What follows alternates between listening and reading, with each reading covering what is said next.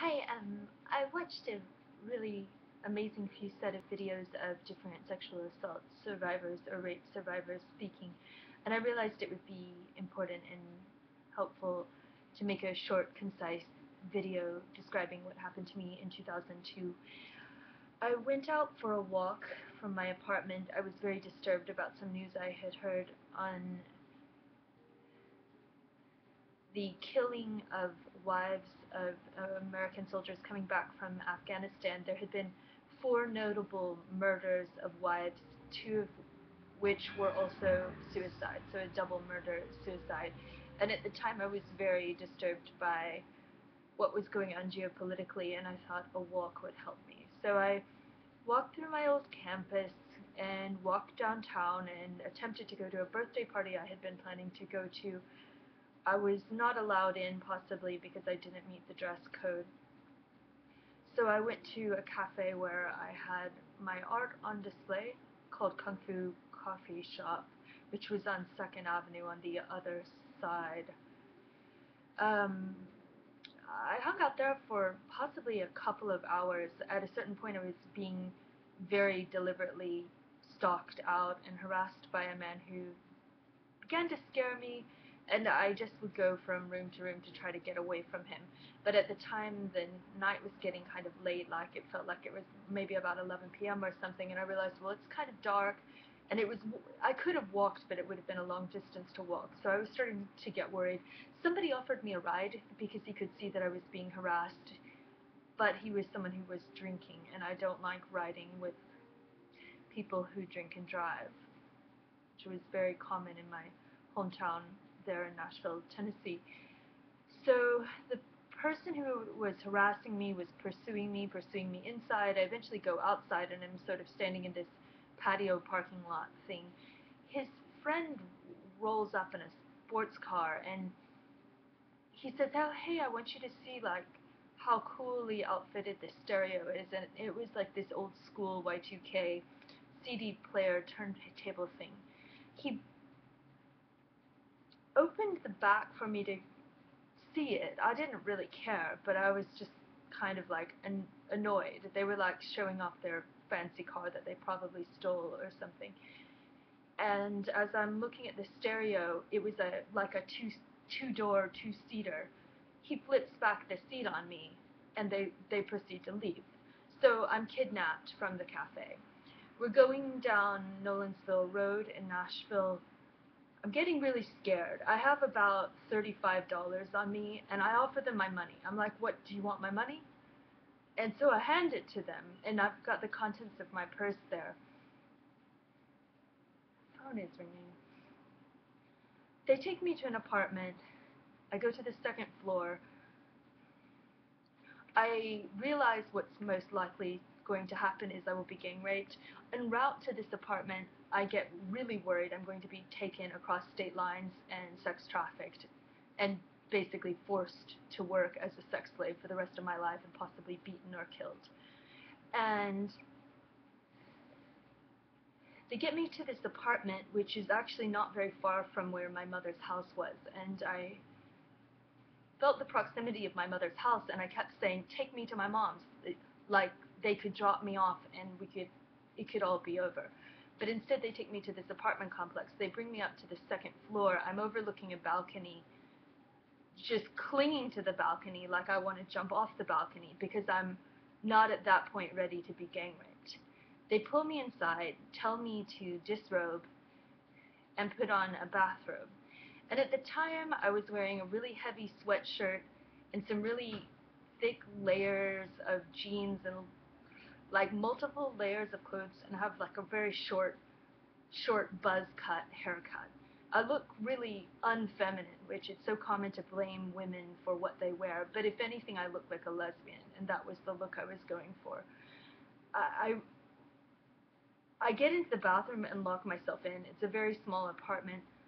I realize, well, they're going to rape me, so if I get my jeans and my sweatshirt and all of this wet, it's going to be really hard to get the clothes off me. Like when you get rained on and your clothes kind of stick to you. So I got in the shower and turned that on full blast. in all my full clothes and just basically began to freak out, anticipating what was going to happen. The primary instigator of the crime broke down the door. At that point, I was getting pretty feisty about fighting it, and I had taken the top of the toilet seat, which is like in America is a very porcelain, like very huge piece of porcelain glass, and I was holding it like, I'm going to throw this on the ground and you're going to have to deal with shattered glass before you get near me. But then somehow that got foiled, or I realized, well, then he might just be raping me in broken glass. And he proceeded to start screaming at me, and he held my earring, which were my really cool long earrings that were my favorite earrings for a long time. He was pulling that as if to rip my ear and saying, I know what you want, B-I-T-C-H, I know what you want, you psycho, B-I-T-C-H. And he began to rape me in the bathroom. I was able to get out of the bathroom, and the second rapist was naked on all fours, trying to get a condom on. And at that point, I was so brutalized by the rape and the terror of it. I was on the floor, like possibly crawling to get away from the other guy, and there's the next guy who thinks he's going to get a chance to rape me. There's like a little kitchen, and then it's like a studio apartment, essentially, like a one-room apartment. I go into the kitchen briefly, and there I can see that there is a witness there who's a young boy who told me that they broke into his apartment and that they had done this before and they were running their criminal operations out of his apartment. And I don't know how much of that is exactly true, but there was a bed there. He was sitting in a chair, and very shortly thereafter I was then raped on the bed, and that is when the screaming reflex kicked in, because the bathroom was more interior and closed off to the external, whereas this bed was very close to the window, and I knew that if I screamed, someone might hear me or help me. So I began to scream completely bloody murder as loud as I possibly could, and that is when the rapist got really scared. I was successfully able to dodge the second rapist, but the first one came then over and proceeded to rape me, and I kept fighting him off and using my legs to push him off, and then he would rape me again. And when I started screaming, he began to panic because he realized he might be apprehended. He picked up the telephone, dialed 911, and said, "There's a hysterical woman screaming here. She needs an ambulance." And then he cut the phone line,